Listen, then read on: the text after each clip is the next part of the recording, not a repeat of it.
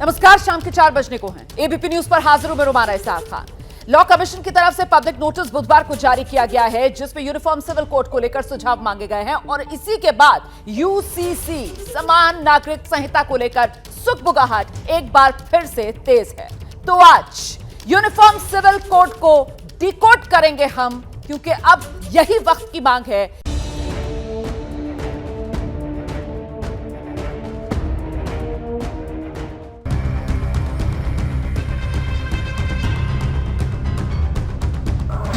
धर्म के एतबार से हम पॉलिसी जो मजहबी पॉलिसी है जी, वो इस्लाम की अलहदा है।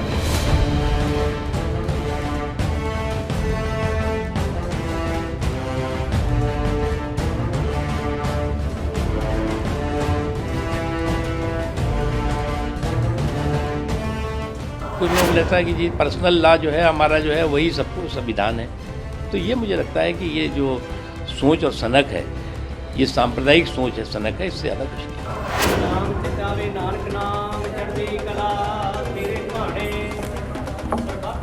वो जब चुनाव आता है ऐसे हरकतें करते रहते, कोई नई बात नहीं है।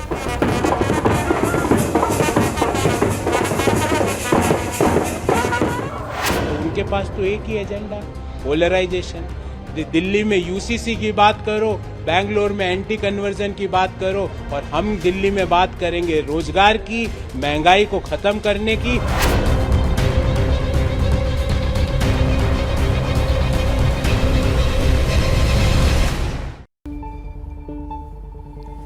देखिए, संविधान कहता है कि कानून की नजर में सब बराबर है, लेकिन जब कानून ही धर्मों के लिहाज से अलग अलग बना दिया गया हो तो फिर क्या कीजिएगा।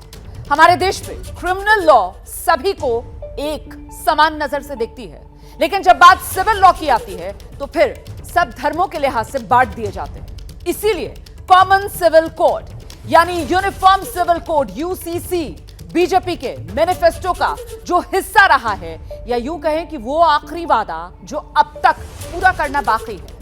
यूसीसी के तहत ऐसा कानून लागू करने का प्रस्ताव है जो देश के सभी नागरिकों पर समान रूप से लागू होगा, फिर चाहे उनका धर्म, लिंग, जाति कुछ भी हो। इसी को लेकर सुगबुगाहट दोबारा बढ़ी है। लॉ कमीशन के पब्लिक नोटिस के बाद ऐसा हुआ है। अटकलों को एक बार फिर से बल मिला है कि 2024 से पहले समान नागरिक संहिता को लागू कर दिया जाएगा। कई साल से इस पर चर्चा हो रही है, बहस चल रही है, लेकिन मोहर इस पर अब तक नहीं लग पाई। तो अब सवाल ये कि आखिरकार पेच कहां आकर फंसता है, समाधान क्या है, यूसीसी आज के वक्त की क्या जरूरत है, और अगर हां तो क्यों, इसके आने से क्या बदलेगा। आज अगले 2 घंटों में पूरी तस्वीर आपके सामने हम रखने जा रहे हैं। हमारे साथ मेहमानों का एक बड़ा पैनल होगा, पॉलिटिकल पार्टी के प्रवक्ता जुड़ेंगे, समाज को समझने वाले जानकार और कुछ ऐसे पत्रकार जो यूसीसी के नुकसान और फायदों का गुणागणित आपके सामने रखते जाएंगे। लेकिन शुरुआत करेंगे इस वक्त की बड़ी खबर के साथ। यूनिफॉर्म सिविल कोड डिकोड करेंगे हम। हमारे साथ ये खास मेहमानों का पैनल जो आप देख रहे हैं इस वक्त मौजूद है। आपका परिचय मैं जल्दी से करा देती हूं। आप देख रहे हैं हमारे साथ प्रेम कुमार जी मौजूद हैं, वरिष्ठ पत्रकार प्रदीप सिंह जी मौजूद हैं, हमारे साथ कुर्बान अली साहब मौजूद हैं, और साथ ही रामकृपाल सिंह जी वरिष्ठ पत्रकार मौजूद हैं। और साथ ही मेरी दूसरी तरफ आप देख रहे हैं खास मेहमानों का पैनल। इस वक्त अनुज अत्री हैं, पॉलिटिकल एनालिस्ट, इस चर्चा में हमारे साथ जुड़ रहे हैं। सत्य प्रकाश हैं, नेशनल कन्वीनर नीतीश विचार मंच के। हमारे साथ गोपाल अग्रवाल जी, बीजेपी के प्रवक्ता, इस वक्त मौजूद हैं स्टूडियो में खास मेहमान। और अश्विनी उपाध्याय जी वकील हैं, वरिष्ठ वकील सुप्रीम कोर्ट के, और यूसीसी को लेकर काफी मुखर रहे हैं। तो आइए इनसे चर्चा शुरू करें। उससे पहले इस वक्त की ब्रेकिंग न्यूज। देश में यूनिफॉर्म सिविल कोड की चर्चा तेज है। 2024 के चुनाव से पहले यूसीसी की चर्चा, समान नागरिक संहिता पर लॉ कमीशन की पहल। यूसीसी पर 30 दिन में सुझाव मांगे गए हैं लॉ कमीशन की तरफ से।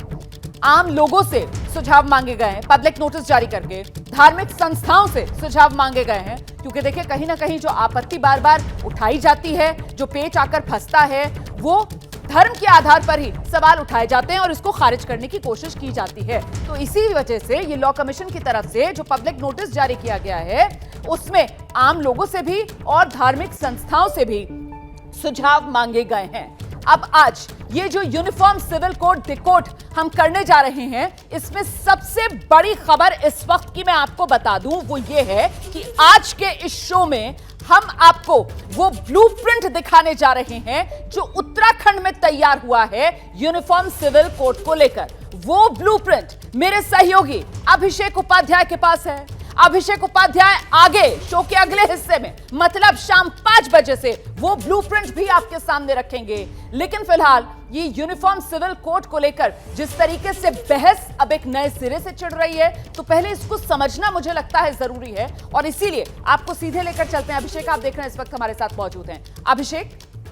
बिल्कुल रोमाना, देखिए ये बहुत जरूरी है हमें समझना कि ये यूनिफॉर्म सिविल कोड जिसको लेकर के इतनी चर्चा है और ये कहा जा रहा है कि साल 2024 में यूनिफॉर्म सिविल कोड ही वो सबसे महत्वपूर्ण मसला होगा जिसके इर्द गिर्द देश की सियासत घूमेगी और ये देश का सबसे बड़ा सियासी मसला होगा। तो आप पहले समझ लीजिए कि आखिरकार ये समान नागरिक संहिता यूनिफॉर्म सिविल कोड जिसकी इतनी ज्यादा चर्चा है वो क्या है। देखिए यहां पर आप देखेंगे लिखा हुआ है कि अंग्रेजी में कहते हैं यूनिफॉर्म सिविल कोड, लेकिन हम तो हिंदी में देखते हैं तो हिंदी में बात समझिए कि हर जाति हर धर्म के लिए एक जैसा कानून। और ये हर भाषा में आप समझिए, सिर्फ हिंदी नहीं, हर भाषा में इस बात को समझिए कि सबके लिए कानून बना तो क्या होगा, ये महत्वपूर्ण है। विवाह, तलाक, गोद लेना और जमीन जायदाद, इन सब पर एक से नियम लागू होंगे, यानी कि एक ही नियम चलेगा। अभी क्या है ये भी समझना जरूरी। अभी ये कि हिंदू, मुस्लिम, ईसाई, पारसी, इन सभी धर्मों के अपने अपने कानून हैं और उसी के मुताबिक चीजें तय होती हैं। अभी देखिए हिंदू सिविल लॉ, इसकी चर्चा आप सुन रहे होंगे, डॉक्टर राजेंद्र प्रसाद जब राष्ट्रपति थे तब से यह चर्चा चल रही है। और उसके बाद एक बार आपको दिखाते हैं संविधान में कहां जिक्र है। अनुच्छेद 44 यानी कि नीति निर्देशक तत्व जो हैं वहां पर जिक्र है। अभी किसकी जिम्मेदारी है? संविधान निर्माताओं को उम्मीद थी कि राज्य मिलकर इसे लागू करेंगे, यानी कि एक स्वैच्छिक प्रक्रिया थी लेकिन सारे राज्य मिलेंगे। अब यह कहां लागू, यह भी समझिए। साल 1961 से गोवा में लागू है। गोवा में पंजीकृत मुस्लिम विवाह को बहुविवाह का हक नहीं, यानी कि रजिस्टर्ड मैरिज है वो पॉलीगेमी जिसे कहते हैं, बहुविवाह नहीं कर सकते हैं। अब ये देखिए ये एक लाइन से आप समझ लीजिए अंग्रेजी नाम और उसका मतलब क्या अर्थ है, बन गया कानून तो क्या होगा और उसके रिपरकशन क्या होंगे, ये सब हमारे सामने है। एक बार फिर से चलते हैं रोमाना के पास चलते हैं और रोमाना ये बताएंगी कि इसके आगे की वो कहानी क्या है जिस पर पूरे देश की निगाहें लगी हुई हैं। रोमाना। बिल्कुल, पूरे देश को इंतजार है और खासतौर से उस ब्लूप्रिंट का इंतजार है जो अभिषेक उपाध्याय के पास है, जो अभिषेक उपाध्याय शाम 5 बजे से आपके सामने रखेंगे। लेकिन उससे पहले इस वक्त की एक बड़ी खबर मैं आपको बताती हूं। यूनिफॉर्म सिविल कोड को लेकर सुझाव मांगने पर सांसद भड़के हैं। समाजवादी पार्टी के सांसद हैं और नाम है इनका doctor Shafiqur Rahman. Doctor Shafiqur Rahman Samajwadi party के सांसद भड़क गए हैं। जिस तरीके से लॉ कमीशन की तरफ से यूसीसी को लेकर सुझाव मांगे गए हैं, कह रहे हैं देश में नफरत फैलेगी, देश को नफरत की आग में झोंकने की बीजेपी की तैयारी, इसको बता रहे हैं समाजवादी पार्टी के सांसद। धर्म के एतबार से हम पॉलिसी जो मजहबी पॉलिसी है जी, वो इस्लाम की अलग है, हिंदुओं की अलग है और उसमें भी सरदारों की अलग है, ईसाइयों की अलग है, उनका अलग अलग।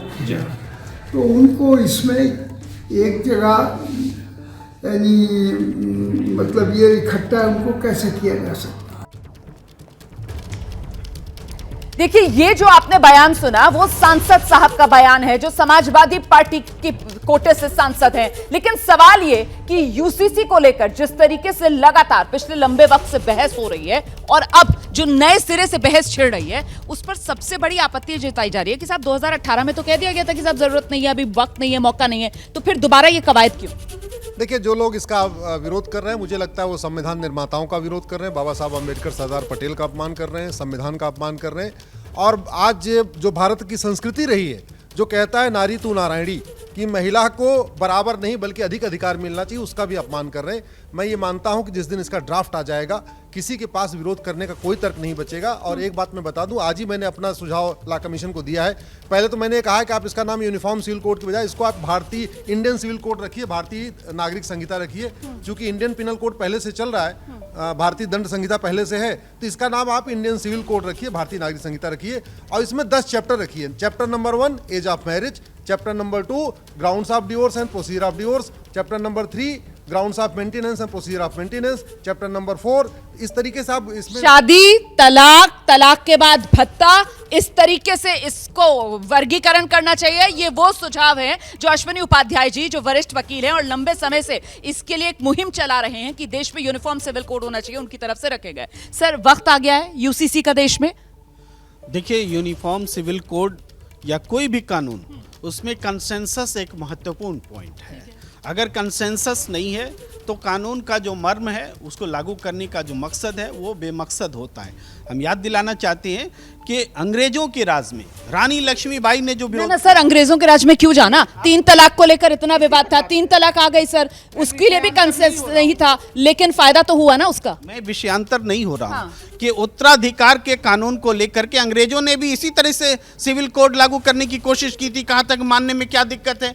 रानी लक्ष्मीबाई ने जो विद्रोह किया, बगावत की देश में, जो स्वतंत्रता सेना संग्राम माना जाता है हिंदुस्तान का, वो देश के सामने है। नहीं, आप सर सीधी बात बताइए, आना चाहिए नहीं आना चाहिए, दिक्कत क्या है? मैं तो कंसेंसस सबसे बड़ा पॉइंट, मैं कंसेंसस बनाओ सर, कंसेंसस बनाओ तो उसके लिए पहल तो करनी होगी ना। तो फिर यहाँ तो पहल जब हो रही है तभी उस पर राजनीति शुरू हो गई है, पहल होगी, कंसेंसस कैसे बनेगा?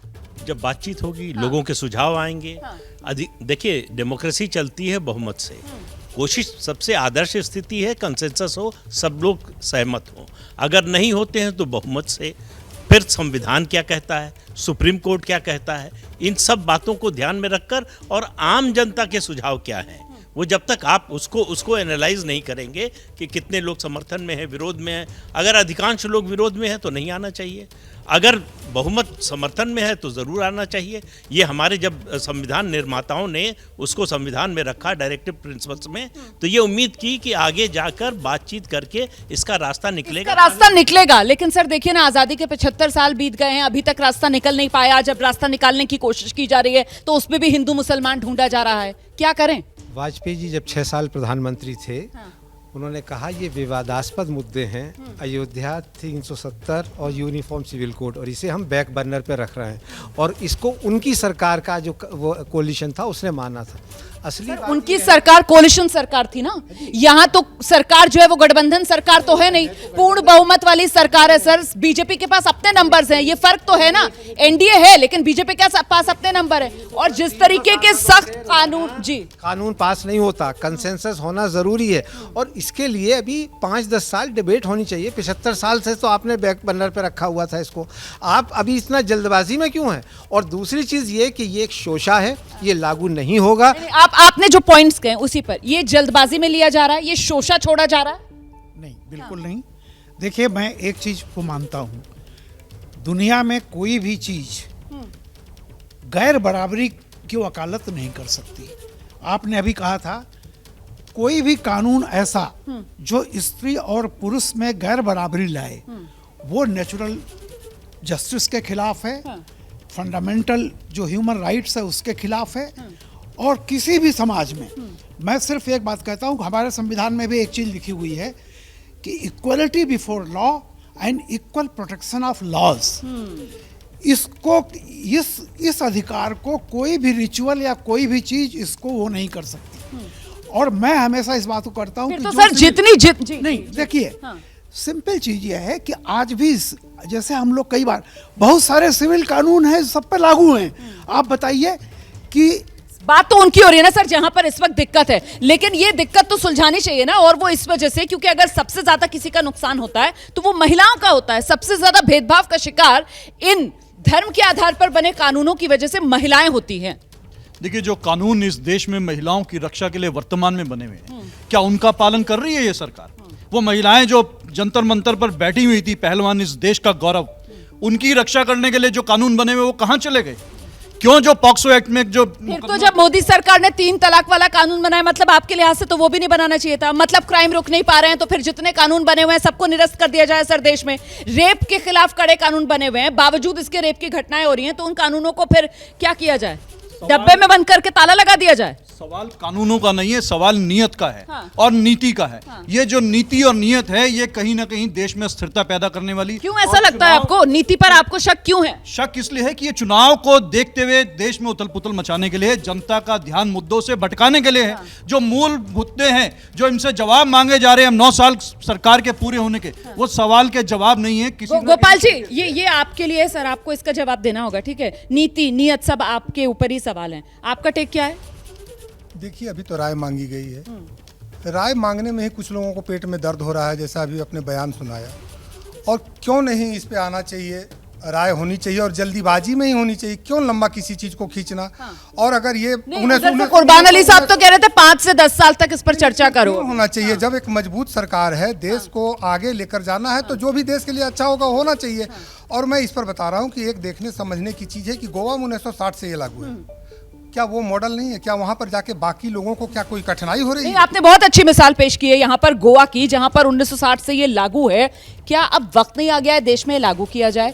इस पर बहस हो उससे पहले ही बहस इस बात को लेकर शुरू हो जाती है कि नहीं साहब, ये तो बीजेपी सरकार चुनाव से पहले असली मुद्दों से जनता का ध्यान भटकाना चाहती है। इनकी नीति नियत दोनों में खोट है सर। कटघरे में आपकी पार्टी और सरकार को खड़ा कर देते हैं। देखिए, असली मुद्दा क्या है? हमारे तो मैनिफेस्टो में लिखा हुआ है। जिनको हमारी नियत के ऊपर बात है, तो फिर मैनिफेस्टो में कैसे लिखा हुआ है? जनता ने हमारे मैनिफेस्टो को एक्सेप्ट किया। और कब से आपके मैनिफेस्टो में ये भी बता दीजिए। हाँ, शुरू से 1998 से मतलब संघ में भी था। लेकिन मैं ये कहना चाहता हूँ कि सरकार डेमोक्रेटिक प्रजातांत्रिक मूल्यों के आधार पे काम कर रही है। किसी भी लॉ को बनाना है तो आप उस पर कंसेंसस बनाने की बात करते, तो ये तो कंसेंसस बना रहे। अदरवाइज तो हमारे पास तो मेजॉरिटी थी। हमने धारा 370 खत्म की, हमने राम मंदिर के लिए पूरा रास्ता। उधर से जो कहा जा रहा था ना कि साहब बहुमत नहीं है सरकार के पास, नहीं पास कर पाएगी, तो उसका जवाब गोपाल जी ने दे दिया है कि नंबर है और सरकार करके दिखा चुकी है उन मुद्दों पर जिसको लेकर बड़े बड़े नेता सीधी चुनौती देते थे। आ रही हूं सर, सीधी चुनौती देते थे कि साहब नहीं, ये तो सरकार कर ही नहीं सकती, ऐसा हो जाएगा वैसा हो जाएगा। करके दिखाया सरकार ने कि कड़े कदम कैसे उठाए जाते हैं। इस बीच जल्दी से एक बार फिर से लिए चलते हैं आपको अभिषेक के पास, उनके साथ भी कुछ मेहमान है। अभिषेक, बिल्कुल। देखिए रोमाना, मुझे ये जो आप चर्चा कर रही थी, मुझे दुष्यंत कुमार का शेर याद आ गया कि वो मुतमईन है कि पत्थर पिघल नहीं सकता, मैं बेकरार हूं आवाज में असर के लिए। अब वो शेर कैसे कनेक्ट होगा, इस पे अलग बहस है। लेकिन ये एक तरह की दोनों ओर से कवायद चल रही है। हमारे साथ भी यहाँ मेहमान, उनका परिचय करा दूं। आचार्य विक्रमादित्य मौजूद हैं, बिलाल खान साहब मौजूद है, अंबर जैदी मौजूद हैं। देखिए, शुरुआत मैं इतनी देर से सुन रहा था, रोमाना जो बात कर रही थी, एक बात ये सामने आ रही कि आचार्य विक्रमादित्य, आपके पास आ रहा हूं कि ये कैसे हो जाएगा जो अभी तक नहीं हुआ। आजादी के बाद इतनी बहस हुई, हमारे संविधान के नीति निर्देशक तत्व में भी जिक्र है, लेकिन ये अभी तक नहीं हुआ। तो अभी पहली बात है, जरूरत क्या पड़ी आचार्य विक्रमादित्य? ये सियासी जरूरत है या इंसाफ की जरूरत है? ईमानदारी से बताइएगा।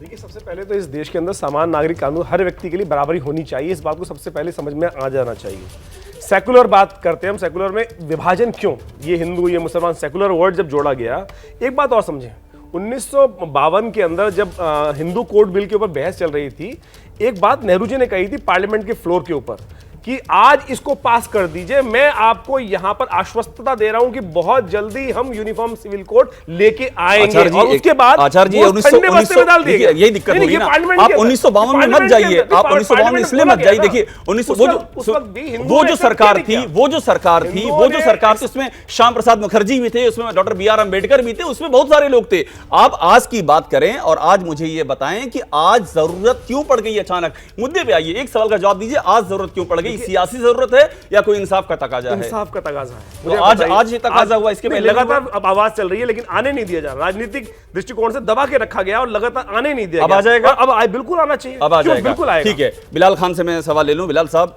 आपसे मेरा सवाल ये है कि अगर आ ही जाएगा तो दिक्कत क्या है?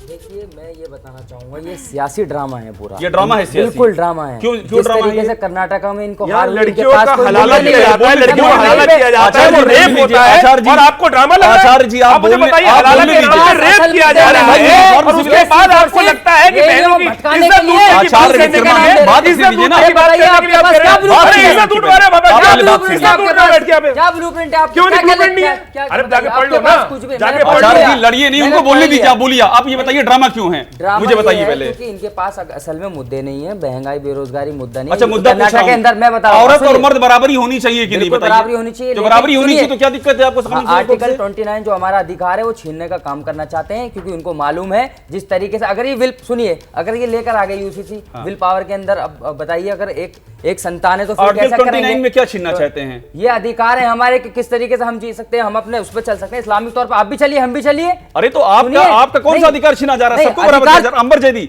ये क्लियर कर लूं, ये इंपॉर्टेंट। अंबर जैदी, ये जिस चीज की बात कर रहे हैं, ये मूल अधिकारों की बात कर रहे हैं, मूल अधिकार छीना जा रहा है, ये सबको बराबर किया जा रहा है। देखिए, बहुत ही अहम मुद्दा है और मैं इस पे काफ़ी सालों से इस पे काम कर रही हूँ और हमारी पिटीशन भी है सुप्रीम कोर्ट में इसके इम्प्लीमेंटेशन के लिए। हम भारत की बात करते हैं तो भारत का संविधान कहता है कि संविधान के अंतर्गत हर एक नागरिक समान है, लेकिन अनफॉर्चुनेटली भारत में आज तक महिलाओं को समान अधिकार नहीं मिलेंगे। खासतौर से मुस्लिम महिलाओं की बात करते हैं तो उनके साथ तो ज्यादती होती आई है और भारत के इस देश ने, इस तंत्र ने मुस्लिम महिलाओं को all India Muslim personal law board के रहमो करम पर छोड़ा हुआ है।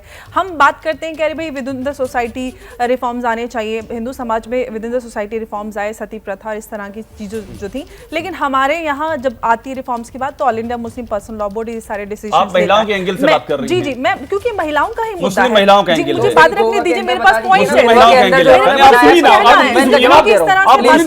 आप महिलाओं को बात नहीं करने देंगे तो फिर कैसे बात चलेगी? आपने बात रखी। देखिए, बहुत अहम मुद्दा है और मुझे लगता है जब महिलाओं के इस मुद्दे की बात होती है, यूनिफॉर्म सिविल कोड की बात करते हैं तो पूरी तरह से महिलाओं और बच्चों को ये पूरी तरह से मुतासर करता है। चाहे शादी की बात हो, डिवोर्स की बात हो, डिवोर्स के बाद गुजारे भत्ते की बात हो, चाहे गार्डियनशिप की बात हो, चाहे इनहेरिटेंस की बात हो। रुकिएगा। तो uniform civil code D code अब आधे घंटे से भी कम का वक्त रह गया है जब कैसा होगा ये यूनिफॉर्म सिविल कोड का मसौदा, उसका पूरा ब्लूप्रिंट जो एबीपी न्यूज के हमारे सहयोगी अभिषेक उपाध्याय के पास है वो सिलसिलेवार तरीके से आपके सामने रखेंगे। उससे पहले इस वक्त की एक और बड़ी खबर मैं आपको बताने जा रही हूं। लॉ कमीशन के राय मांगे जाने से कांग्रेस भी नाराज हो गई है। ये बड़ी खबर आ रही है। अपनी विरासत का ध्यान रखे विधि आयोग, ये कहना है कांग्रेस का। नए सिरे से क्यों राय की जरूरत पेश आ गई? जयराम रमेश कह रहे हैं 2018 में तो साफ था कि यूसीसी की जरूरत नहीं है, फिर अचानक से अब ऐसा क्या हुआ कि एक बार फिर से यूसीसी को लेकर सुझाव लॉ कमीशन की तरफ से मांगे जा रहे हैं? ये सवाल जो पूछा जा रहा है कांग्रेस की तरफ से, नए सिरे से राय मांगने की जरूरत है। और इस बीच एक और बड़ी खबर आपको बता दें, यूसीसी को लेकर खफा है तेलंगाना के मुख्यमंत्री। धर्मगुरुओं से सुझाव मांगने से खासतौर से नाराज हो गए हैं तेलंगाना के मुख्यमंत्री अभिषेक। ये बड़ी दिलचस्प बात है कि सबसे ज्यादा आपत्ति अगर इस यूसीसी को लेकर जताई जाती है वो धर्म के आधार पर, और जब लोकतांत्रिक तरीके से सहमति बनाकर सबको साथ लेकर यूसीसी की तरफ कदम बढ़ाया जाए, उसी मंशा के साथ खासतौर से धार्मिक संगठनों से सुझाव मांगे जा रहे हैं, तो तेलंगाना के मुख्यमंत्री नाराज हो रहे हैं। बिल्कुल, देखिए हो क्या रहा है रोमाना, यहाँ समझ में यही आ रहा है कि यूसीसी सबके लिए एक तरह का राजनीतिक चारा हो गया है। अब यहाँ पर मैसेज दिया जा रहा है, ये जो भी आप देख रही हैं, जितने भी बयान आप देख रही हैं, ये सारे बयान एक मैसेज को दे रहे हैं।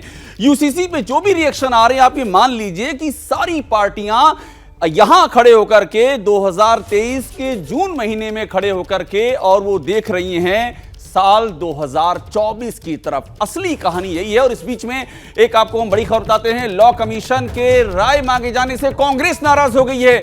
इस समय की ये बड़ी खबर है। कांग्रेस कह रही है कि अपनी विरासत का ध्यान रखे विधि आयोग, और सवाल कर रही है कि नए सिरे से राय की जरूरत क्यों पड़ गई। जयराम रमेश का यह कहना है कि साल 2018 में तो साफ था कि यूसीसी की जरूरत नहीं है। ये इसके पहले का जो लॉ कमीशन था उसकी बात कर रहे हैं जयराम रमेश, और कह रहे हैं कि जब ये क्लियर हो गया था, और ये एक हकीकत है, इसके पहले के लॉ कमीशन ने यह कहा था कि यूसीसी की जरूरत नहीं है, और उसी को आधार मान करके कांग्रेस ये कह रही है कि अब आखिर क्या जरूरत पड़ गई है इस यूनिफॉर्म सिविल कोड की इस समय।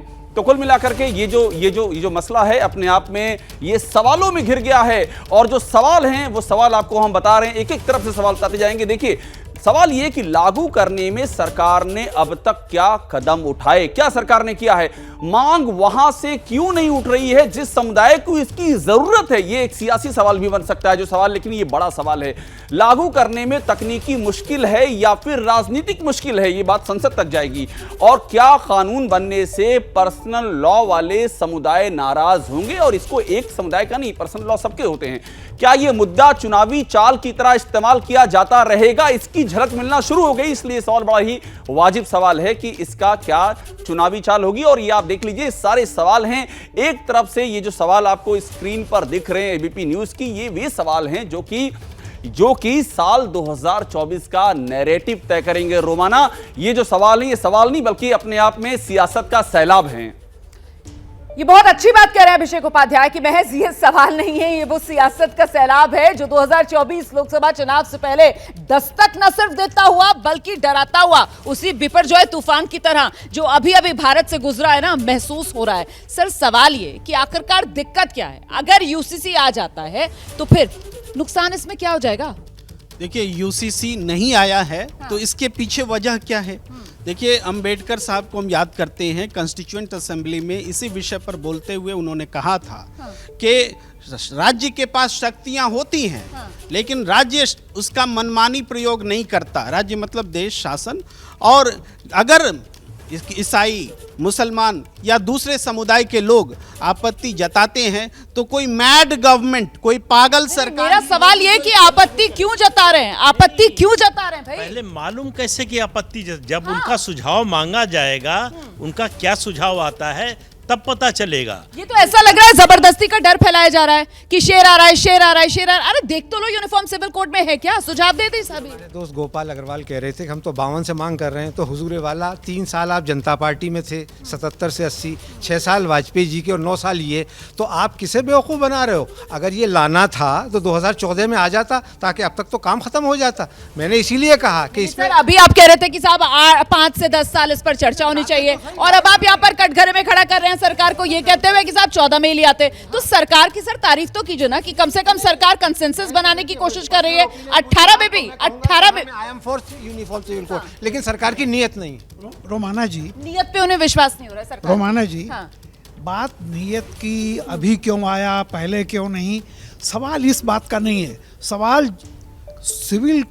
कॉमन सिविल कोड की जरूरत है या नहीं, उसके कंटेंट पे आप जाइए।